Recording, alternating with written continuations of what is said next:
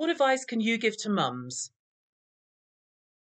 As a mother, I can tell you it is completely impossible to keep your child completely clean. Indeed, nor would we want to. We still want them to get out and about and get dirty and have mud pies in the garden. That's the way they pick up germs that aren't coronavirus, and that's how they build their immunity.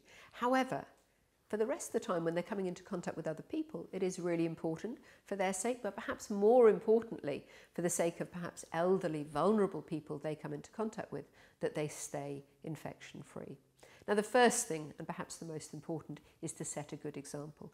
You need to get into the habit of washing your hands in front of them, to explain why you're doing it without worrying them too much, and indeed explain to them that they probably wouldn't get poorly at all, but they're doing it because it's an important job for other people.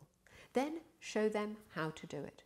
And of course, the same thing applies when you're out and about with other people rather than out in the country, in which case they can get as muddy as they like.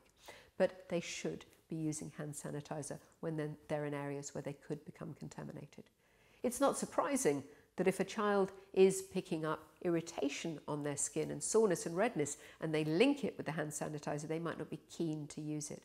Therefore, for them, because children are even more prone than adults to having sensitive skin and much more likely to have eczema, which can lead to soreness and inflammation, it may well be worth using a hypochlorous acid product, which is gentler on the skin, but which is also proven to provide effective sanitation.